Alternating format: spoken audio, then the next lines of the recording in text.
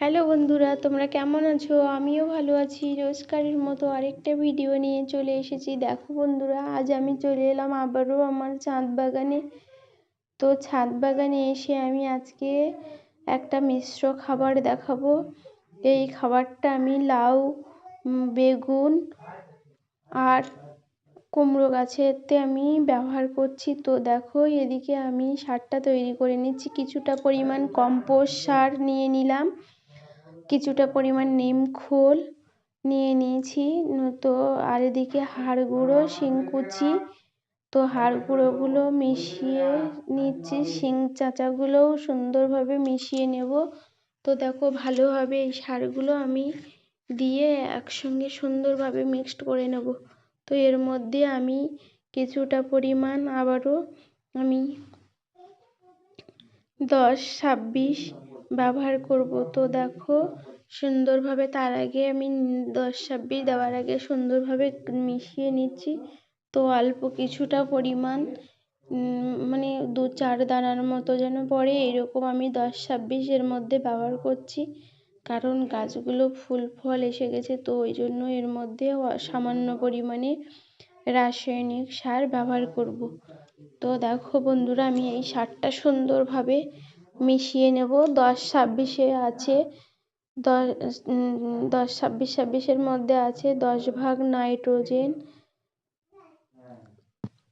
26 ভাগ পটাশ আর 26 ভাগ ফসফরাস। তো আমি দেখো সুন্দরভাবে সারটা মিশিয়ে নিয়েছি, একটা মিশ্র খাবার তৈরি করে নিলাম। তো এর মধ্যে আমি বেগুন গাছ, আমার এই সুন্দর গ্রো ব্যাগগুলোর মধ্যে আমি চারি সাইড বেগুন আর যে লাউ গাছটা আছে, তো আমি এই চারি সাইড খুঁড়ে নেব।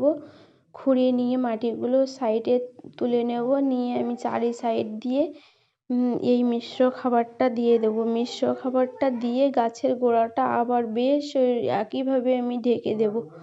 তো দেখো বন্ধুরা, আমি দেখো গাছের গোড়ার থেকে মাটি তুলে নিয়ে আমি সুন্দরভাবে চারিদিকে আমি আবার করে মাটি দিয়ে ভরিয়ে দিচ্ছি। তো এরপরে দেখো আমার লাউ গাছে দেখো সুন্দর, দেখো লাউ একটা ঝুলছে।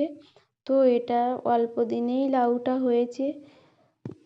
এরপরে আমি আমার ছাদ বাগানে বেশ কিছুটা কুমড়ো গাছ আছে, কুমড়ো গাছটাতেও আমি এই একই সার প্রয়োগ করব। তো দেখো, লাউ গাছের মধ্যে আগে দিয়ে নিচ্ছি। তো এরপরে আমি যে কুমড়ো গাছটা আছে, কুমড়ো গাছের পাতাটা কেমন জানি না হয়ে গেছে। তো শীত বলেই অধিকাংশ মনে হয় এরকমই হয়ে যাচ্ছে, তো জানি না। দেখো, আমি চারি সাইড খুঁড়ে আমি এই সারগুলো আমি দিয়ে দিচ্ছি কুমড়ো গাছটাতে। আর যে হলুদ পাতাগুলো দেখতে পাচ্ছ, এগুলো আমি সব কেটেই দেব। তো আমি চারি সাইড খুঁড়ে দেখো বন্ধুরা, আমি সমস্ত সারগুলো আমি একইভাবে প্রয়োগ করব। তো আমার ছাদ বাগানে আরও কুমড়ো গাছ আছে, তো একে একে সবগুলোতেই দিয়ে দেব। এদিকে দেখো, ড্রাগন গাছগুলো চারিদিকে পড়ে গেছে। ড্রাগন গাছের ভিডিও তোমাদের আরেকদিন আমি শেয়ার করব। তো দেখো বন্ধুরা, ভিডিওটা ভালো লাগলে লাইক, কমেন্ট, শেয়ার করো, পাশে থেকো। নতুন হলে তারা সাবস্ক্রাইব করো।